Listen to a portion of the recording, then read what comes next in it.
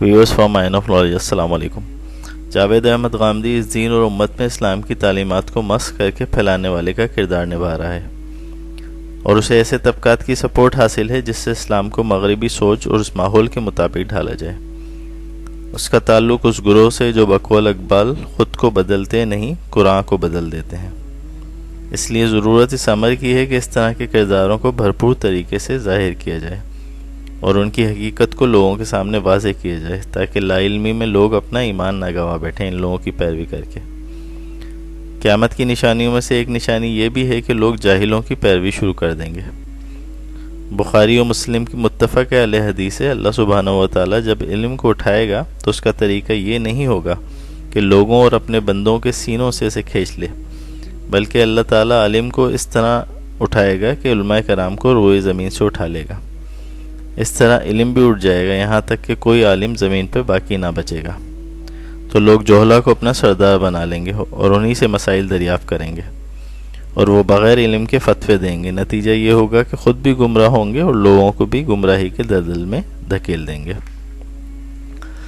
اب سوال یہ پیدا ہوتا ہے کہ لوگ جاوید احمد غامدی کی طرف کیوں مائل ہیں جبکہ وہ نیم حکیم ہے؟ تو اس کی طرف وہی لوگ مائل ہوتے ہیں جو اسی کی طرح اپنی پسند کا اسلام چاہتے ہیں، نہ کہ وہ اسلام جس کی تلقین قرآن اور محمد صلی اللہ علیہ وآلہ وبارک وسلم نے تلقین فرمائی ہے، کیونکہ قرآن و حدیث تو رمضان کے روزے سخت سردی میں بھی فرض قرار دیتے ہیں۔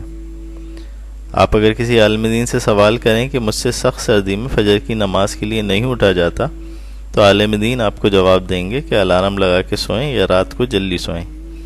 بیگم سے کہیں کہ وہ آپ کو جگا دے، چہرے پہ پانی کے چھینٹے مارے اور کوئی طریقہ استعمال کرے۔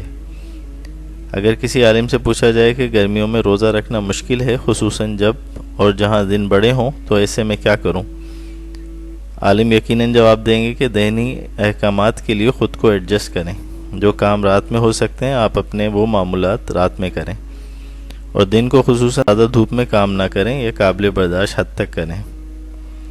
واضح رہے کہ بعض ممالک میں گرمیوں کے رمضان المبارک کے دوران دفاتر، اسکول، کالج اور یونیورسٹیاں رات کو کھلتی ہیں وغیرہ وغیرہ۔ مگر جب یہی سوال جاوید احمد غامدی جیسے لوگوں سے پوچھا جائے تو وہ اطمینان سے جواب دیتے، میرے خیال میں رمضان کو شفٹ کر لیں اور سال کے کسی ٹھنڈے مہینے کو رمضان قرار دے کے روزہ رکھ لیں۔ یہ صرف ایک مثال ہے، ان کے اکثر جواب میرے خیال میں اور میرے مطابق سے شروع ہوتے ہیں۔ موصوف کے بہت سارے مسائل کے حل اسی طرح کے ہیں، جیسے سود لینا حرام ہے اور دینا حرام نہیں ہے، چہرے کا پردہ اس وقت کا معاشرتی کلچر تھا، لڑکا لڑکی مصافحہ کر سکتے ہیں، وغیرہ وغیرہ۔ اب آپ ہی بتائیں، سست اور کاہل مسلمان جو ویسے ہی چھوٹ چاہتے ہیں، دین سے دور بھاگتے ہیں، علماء حق کو چھوڑ کے جاوید احمد غامدی کی طرف کیوں نہ بھاگیں؟ دین اسلام میں میرے مطابق یا میرے خیال جیسے جملوں کی قطعی گنجائش نہیں ہے۔